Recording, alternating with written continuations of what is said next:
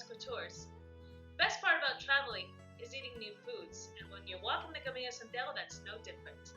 Stay with me while I introduce you to 3 Galician cheeses that you might find on the Camino.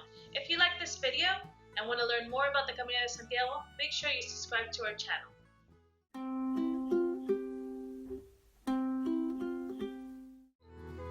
For centuries, pilgrims have been following the different routes heading towards Santiago de Compostela in the heart of Galicia. Tucked in the most northwestern corner of Spain, Galicia has both coast and a hilly interior, lending to a rich gastronomic tradition. Its green, lush, rolling hills make great pastures for the cows to graze on, which means great beef, great dairy, and of course, great cheese. So let's dive right in. Let me introduce you to Queso Tetilla, Queso Simón de Costa, and Queso de Arzúa Ulloa. Have a look at this label right here. You will find these in some food and wines in Spain. These labels are known as PDOs, or Protected Denomination of Origin, which means that under European law, every part of the production and preparation process must follow strict rules. Each cheese has to be made in a specific area using milk from specific cows and follow specific rules of production. Talk about cheese being an expression of the land. The first cheese I want to talk about is Queso Tetilla. Does this shape remind you of anything? What if I told you in Spanish tetilla translates to little breast? Yeah, it looks like a little breast. But why? It's actually a funny story. A figure of Queen Esther with rather large breasts was placed in the Cathedral of Santiago, and across from her was a figure of Prophet Daniel, and he was grinning. The church was scandalized by this scene and ordered a breast reduction for Queen Esther. The people in protest decided to shape their cheeses to resemble Queen Esther's breasts. So there you go. Today we have Queso Tetilla. Let's have a closer look. I like to cut it from the top to the bottom, straight down the middle, so that we can have the right ratio of rind to paste.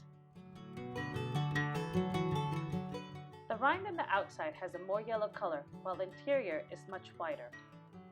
Notice the paste is pretty uniform, although we do find a few tiny eyes or holes.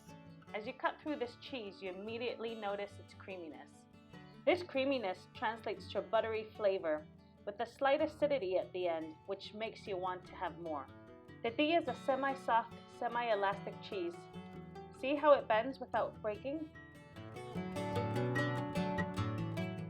To prevent the slices of cheese to stick onto each other, you can fan them out.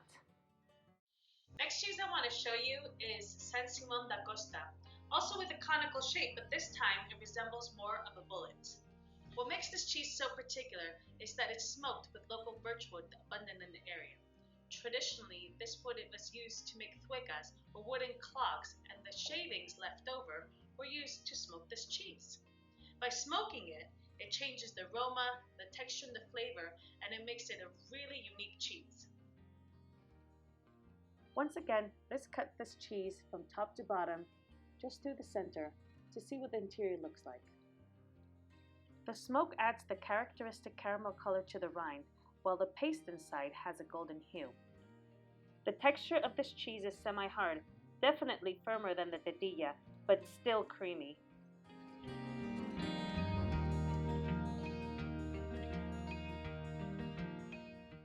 The flavor of Simón is mild, with a subtle smoke flavor.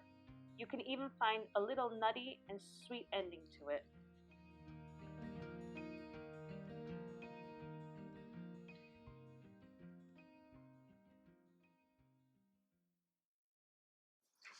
Last but not least, we have Queso de Arzúa Ulloa.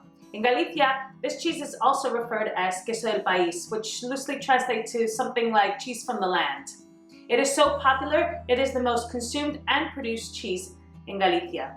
You can find different variations of this cheese, from very young, about 6 days old, to more cured or curado, which is a minimum of 6 months of age. Let's cut it in half to see what it looks like. The knife runs right through its fudgy texture.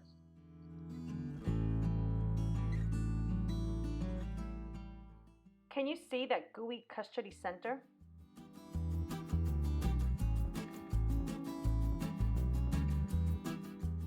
It Its flavor is buttery with a pleasant tang, similar to the Tetilla cheese, but I would say it even has a sweeter note at the end. Its velvety texture coats the inside of your mouth, giving it a long-lasting taste. If you notice your knife is sticking to the cheese, just warm it up in hot water. You'll see how it slides right through. These cheeses are fantastic just for snacking, but because of their mild flavor and melting properties, you will find them all around Galicia being used in various dishes, even in desserts. Whether you're walking the Camino de Santiago or just staying at home, these cheeses will give you a taste of Galicia.